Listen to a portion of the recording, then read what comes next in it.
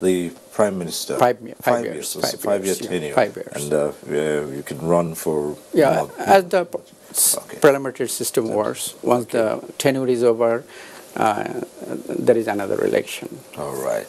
Okay, well, as you yourself have mentioned, Nigeria is also a democracy, and only recently, Nigeria also held general elections. Yeah. And I congratulate Nigerians for their election and peaceful. Largely, it was a peaceful election, and lest I forget, Honorable President of Bangladesh, Honorable Prime Minister of Bangladesh, warmly congratulated Honorable Muhammadu Buhari, Nigerian President, for his re-election, and Honorable Nigerian President also warmly congratulated Honorable Prime Minister for her recent election victory. And the point I'm trying to make that both leaders expressed their keen interest to force a mutually beneficial relationship. And if I recall the comment of our Prime Minister, she'll be happy to work for unlocking the potentials for expanding bilateral relations. So our High Commission is working in that direction.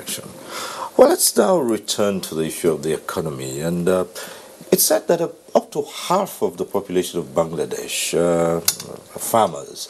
But then, interestingly, the garment and textile industry is just about your biggest export to the world, and you have markets even in the most developed countries of the world. How did you achieve that?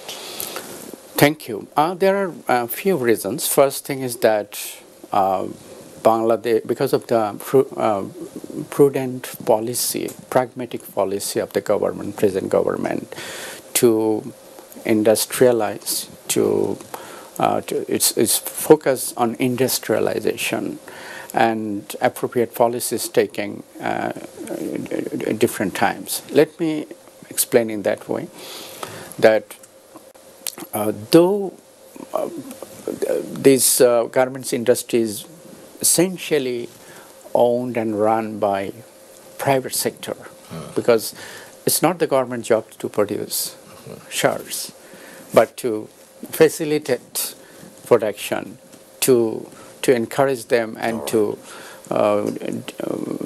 create an environment so that investors or business people find it convenient. It's a private sector driven. Yes, and that is one of the policies, to encourage and patronize private sectors. But at the beginning, government had a very big role. Still, it is playing a big role. It has been giving lots of incentives so that they get encouraged to go for export-oriented ventures. So government's incentives are very essential, and that played a pivotal role at the beginning. And one very relevant thing I would like to add, in Bangladesh garments sector, where there are hundreds of factories, around 4.5 million workers are working currently, and more importantly, I think 95% garment workers are women. And you see how they are contributing to women empowerment, and it has multiplying positive impacts. It's not only that it is helping them to be financially self-sufficient, but it has multiplying impacts in the sense that kids are going to school. Their children are not, once they are enrolled, eventually they will be contributing to the family. They will not be a burden. And just to draw your attention to one small case, how women's massive participation or getting employed contributes positively in local industry, because most of them are women, and the cosmetics industry, just there was a silent revolution because of the local demand. So it's not that they're contributing in export, it's also, just giving one example, it's also contributing in the expansion of local industries. And we have come to a point. I was serving as consul general in Newark before coming to this beautiful country, Nigeria. And I was in Newark, and I was very excited to see that many brand stores will show the shirts, knitwear or ready-made garments made in Bangladesh. This was a matter of emotion when I choose a shirt of good quality and take it, have a closer look, and I see made in Bangladesh. And same with pharmaceuticals. It's coming out in a big way. It is one of the booming industries, and our pharmaceutical products are not only of international quality but of very competitive price. So garment industry, but government is not only, doing the needful to ensure that it grows more, but at the same time, one important aspect of this sector is that Bangladesh government, under the leadership of the Honorable Prime Minister, has taken numerous steps in recent years to improve the working conditions, which is very important in the garment sector, and also to ensure factory safety, fire safety, or whatever it is. Right. So these are two very important aspects when you talk about garments industry. Well, yes, that's with the garment and textile industry. Of course, as you do know, Nigeria used to be a giant in textiles as well. Unfortunately, a lot went wrong, but government currently is putting a lot into reviving the sector and getting the private sector to take more active part in it. So you see that perhaps in the future there might be areas of collaboration between the industry in Bangladesh and in Nigeria. Definitely, and I can share my personal experience since I joined here, as I told, 10 months before. I feel encouraged to see that Nigerian business leaders, they often, I welcome them when they propose to meet me. I also go to their offices or factories. I could see that there is a growing interest about Nigerian business captains, leaders, to go for some kind of joint ventures. And there has been a demand of Bangladeshi experts or senior managerial personnel to help them establish garments factories, even jute factories here. We are in touch with the Nigerian business community, and I'm confident that we can do something which will be mutually beneficial. All right. Well, let's come to some of the socio-cultural issues, the background. Let's talk about the media, sports. Well, Bangladesh, it's cricket, right? Yes, we are one Nigeria of the football. displaying How nations. developed is cricket? Let's use sport as a starting point.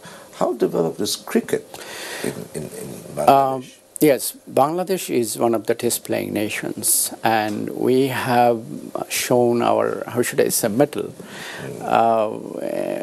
quite a number of times, and we have defeated the world champions, and that drew the attention of not only the cricket lovers but the rest of the people. How we can make this kind of miracles because of the government. I would say that present government's direct patronization and Honorable Prime Minister's personal attention to see that this sector is nurtured and we do well in this field, and that contributed greatly in this regard. And let me tell you that when you talk about our spectacular performance in cricket, it is not only a sport activity, it raises the profile of the country. Bangladesh becomes visible before the international community. And I'm very happy to share with you that figuratively, our cricket players are called tigers because of the tigers. Tiger primarily means a very ferocious or very colorful, beautiful animal. And we have, I think, more than 400 tigers. We're proud to host 400 tigers in Sundarban, the largest mangrove in the world. But because of their performance and their strength like tigers, our cricket players are fondly called by all as tigers. So, and because of the government patronization and because also our players' commitment, high professionalism, and people's support and love, we have come to this stage. And we hope, and Honorable Prime Minister, and we also hope that one day Bangladesh will make a mark in the form of becoming world champion. I hope those days are not too far. Well, now I brought this up because I wanted to look at the role of sport in building, in nation building. Now, Bangladesh, 98% of the population are Bengalis. In Nigeria is a multi-ethnic society, but there is also some form of unity, which is football. Yes, in football. And when there is a football match in Nigeria, it's everyone becomes a Nigerian. Now, when there are cricket matches in Bangladesh, is it the same thing that you feel? Perhaps not in that way, because I don't think, you can correct me. Yeah, perhaps there was a time in 80s, if I remember correctly, football was the most popular game. Most popular, but because of the global trend or whatever it is, I don't know, it has been replaced by cricket, and our people are just they love cricket like anything. And when our match wins, it has implications in everywhere, in restaurant, in class, at home. You see the festivities taking place all around. But when definitely the Eagles, Nigerian soccer players, Super Eagles, they are one of the best teams in the world. And I can tell you, it is true, you can rest assured, that when Nigeria plays with another country, then our people tend to support Nigeria. The reason is that they feel connected with a developing country. They feel connected with so many ways, because of their similarity in appearances or shared colonial past, or there are so many similarities. So, yes, you were right. Sport could be one of the tools to bring two nations closer. And you love football, we love football, and also cricket. So these are very positive elements of our bilateral relations. Right. Now, another part of it, I also hear that Bangladesh and its media, if I look at a fact sheet I have here, you have some 41 TV channels, and yes, it's amazing. It's amazing. Bangladesh, there has been a silent revolution in the field of media, both print and electronic, and we feel that we have a very, I think that's the appropriate word. Bangladesh boasts for having a very, very vibrant and fiercely independent media. And they can criticize the government in the talk show or whatever it is. More than, I think, 1,100 daily newspapers are printed, published in Bangladesh. I think there are very few countries which have so many papers, and that does indicate the government's how much government is media friendly. And because of the media-friendly policy, there has been proliferation of media houses. And it's not only the proliferation, they can speak freely and they can criticize the government. And the government also is very very positive in the sense that any critical remarks, the government take it that, and Honorable Prime Minister also said that she, and also others said that they always welcome constructive criticism because at the end of the day it may contribute to your thinking process. So we have a vibrant media. So and then the government and the private sector go side by side, all in the field, right? Yeah. Well, yes, and also with another area you've gone into, I see, the community radio, which is an aspect that many countries have been trying to promote, and Bangladesh has done that as well. I see that you also have community radio stations. Yes. And operation. This is not just for entertainment. Let me share with you how media can help the country to move forward. Ours is a country of 160 million people, but our population growth has been optimum. And birth control has been a success story. So media, both electronic or print or community radio, all have been doing an excellent job in sensitizing people about their constructive economic role. And I think this is very important for a country like Bangladesh, and Bangladesh has recently been, United Nations has recently decided that Bangladesh has attained eligibility to graduate to the status of a developing country from LDC. So this is something, Bangladesh is on the right track, and media is also playing a very constructive role. Yeah, a lot of people might ask us, it's just 1971 you got your independence, so just 48 years and you've been able to do this. What's the driving spirit of Thank you. It's very interesting question. Personally, I believe it's the energy of the people. It's the resilience of the people. It's the vibrancy of the people. I tell you that ours is a country, it's a very small country, very small. And its size is, just to give you a geographic sense, 56,000 square miles. It's a small country with 160 million people. Would you believe that government, Bangladesh, under the leadership of the Prime Minister Sheikh Hasina, attained self-sufficiency in food production? This is a miracle.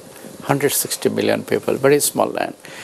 And it has been, there have been other success stories because of the government policies. Our scientists have invented, because of the government patronization, and of course, due to focus on advanced research and other things, our scientists, to their credit, have invented local varieties of seeds, rice or whatever, which can withstand salinity in case of a flood or something.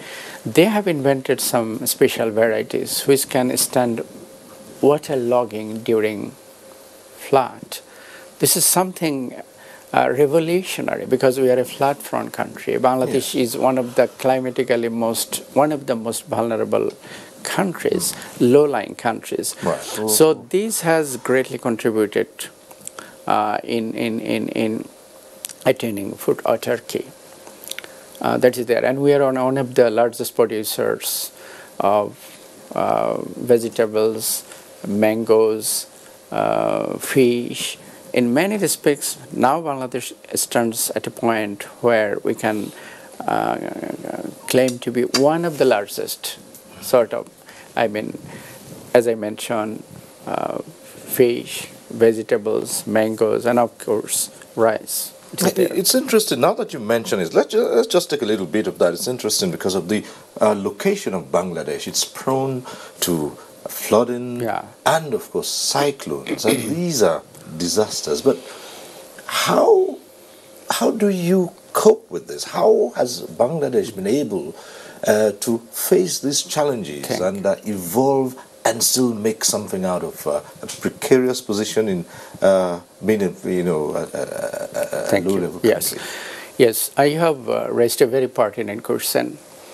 I will look at it in this way, both negatives and positives. Factually speaking, Bangladesh is, as I just mentioned, is climatically one of the most vulnerable countries, one of the most flood-prone countries. This is one thing we cannot control. This is the reality. Right.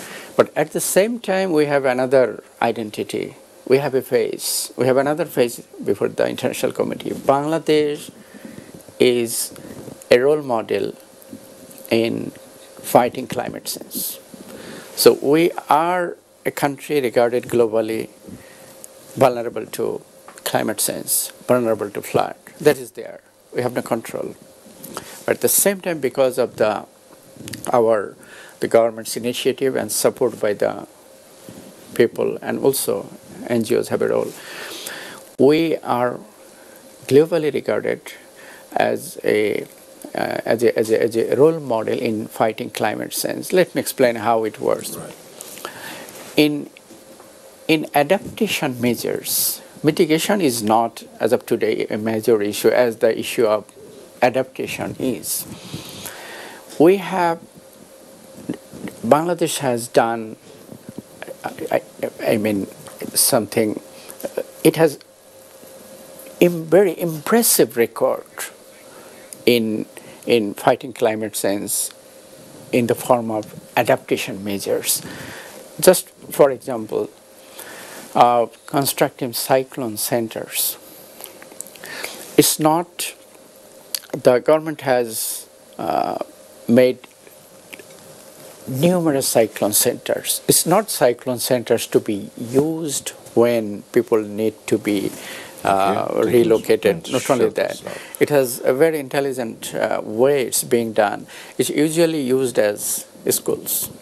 It has high-rise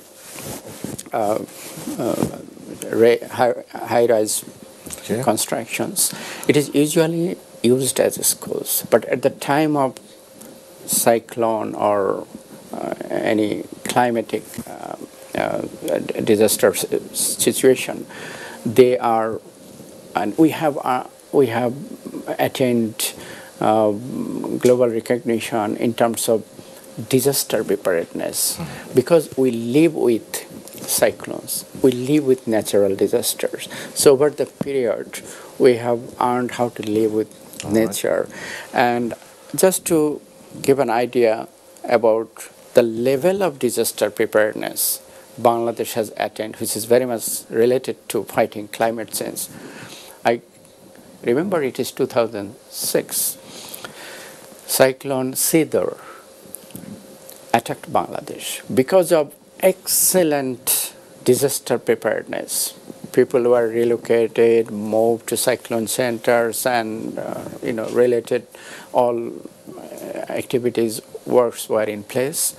We lost only 3,000 plus people.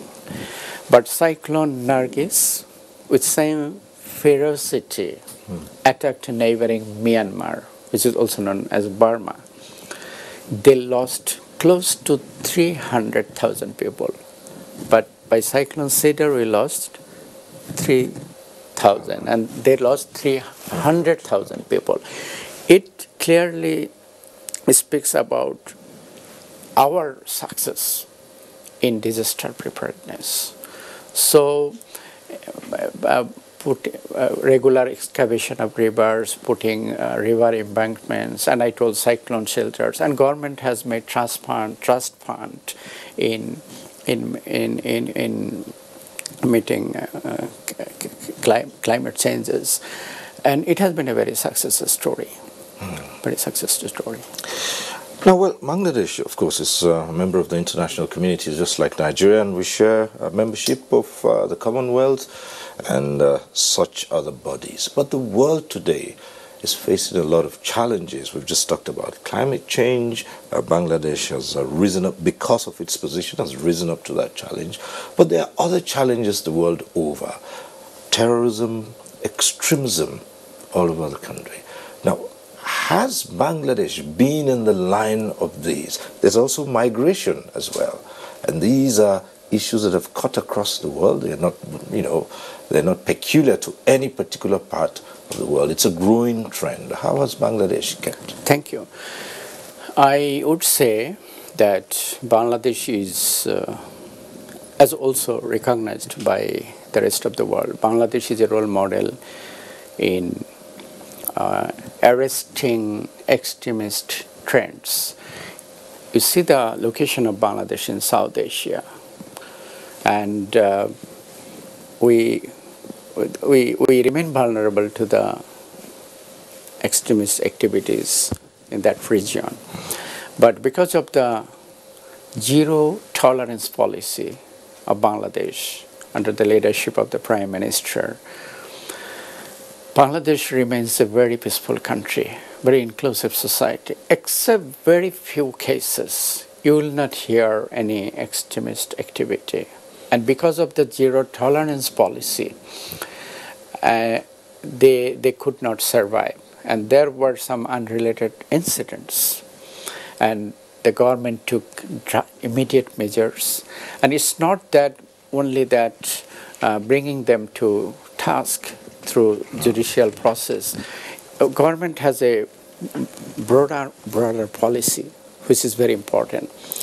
Bangladesh government has invested heavily, I repeat, heavily in education, because Bangladesh Honorable Prime Minister feels that investing in education and addressing poverty, because poor people become easy victims of the extremist elements. They become the traps of the extremist elements. So investing in education, which helps them to learn what is life and to give them the proper education about religion. Islam literally means peace. So it never encourages or allows violence.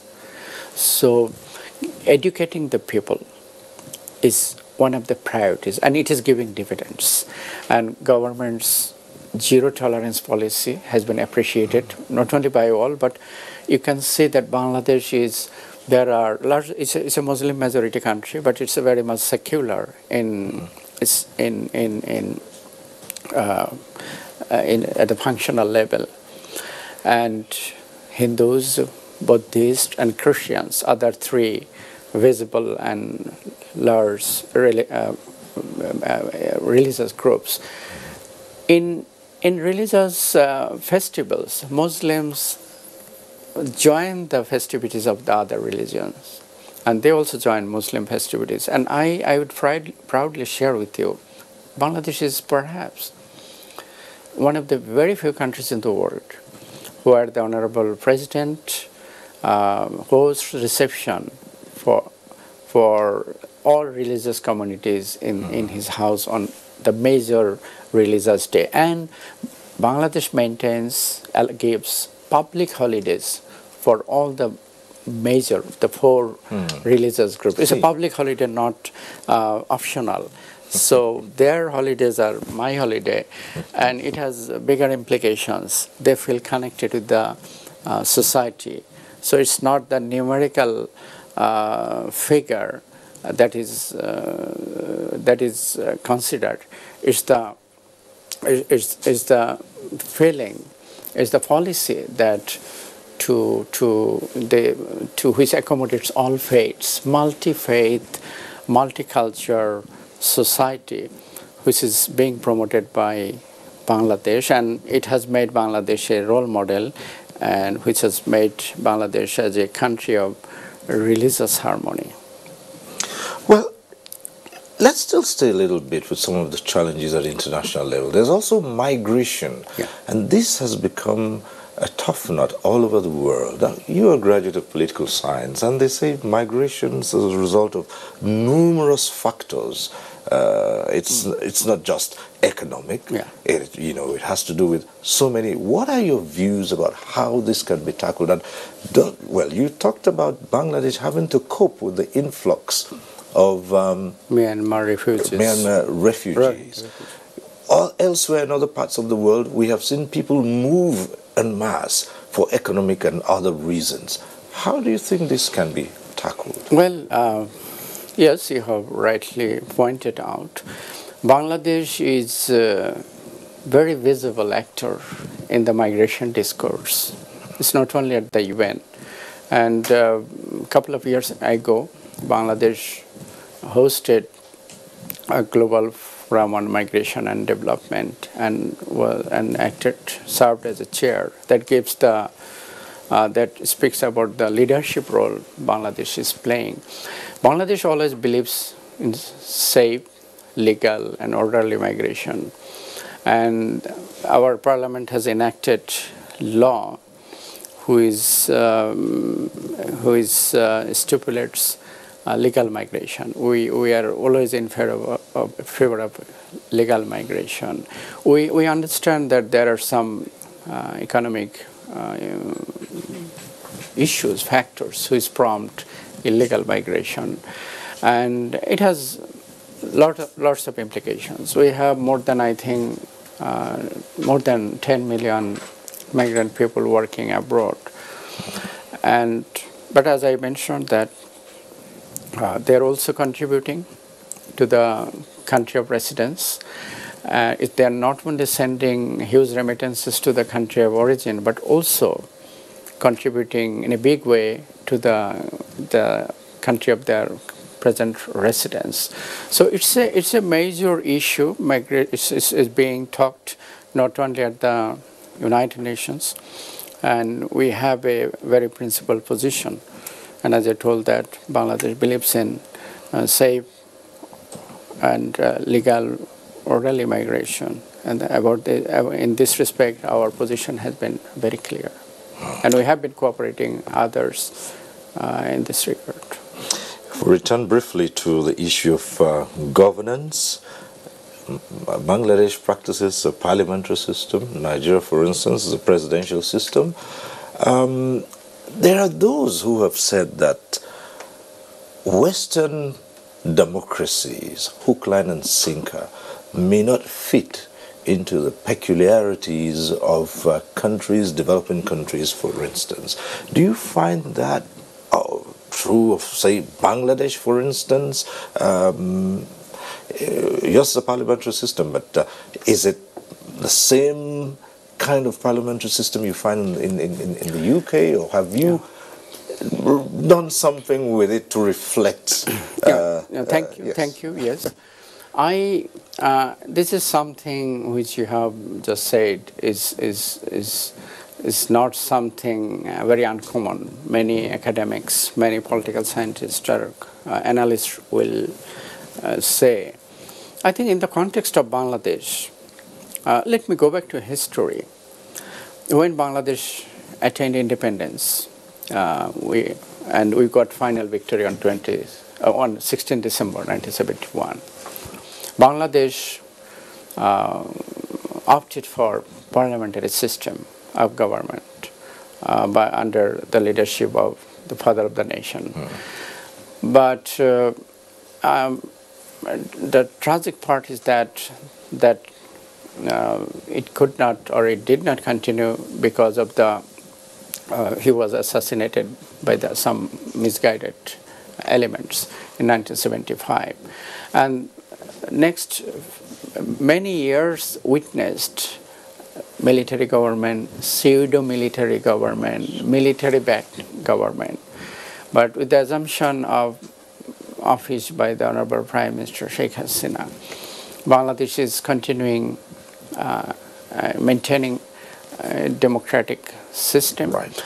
And I think in Bangladesh it's working well. But I think we have to go a long way, because the elected representatives need to be more competent, more educated. And the good point is that because of the continuity of the constitutional process and because of the respect an elected government enjoys, so the present parliamentary system is attracting the good, attracting the talented section, the educated section, which is a good sign. Okay. Well, on a final note, High Commissioner, as you mark your 48th independence anniversary, what do you see ahead, Bangladesh and Nigeria, in the years coming? Yeah.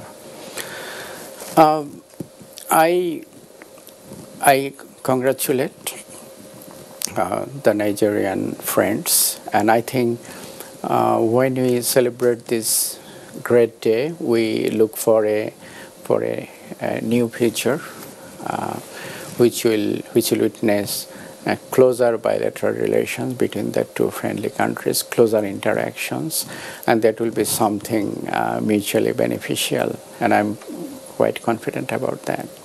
All right. Well, Ambassador Shamim Hassan, High Commissioner of Bangladesh to Nigeria, it's been interesting talking to you on One-on-One. Thank you for inviting me. Thank you for coming, and we hope to see you again on this forum. Thank you, and I sincerely thank NTA for inviting me. It's a very prestigious, well-respected television house, and I'll be happy to be here again. All right. Thank you. Right. And that's our program today. We thank you for watching. Next week we'll be back with One-on-One. I am Cyril Stover. Bye for now.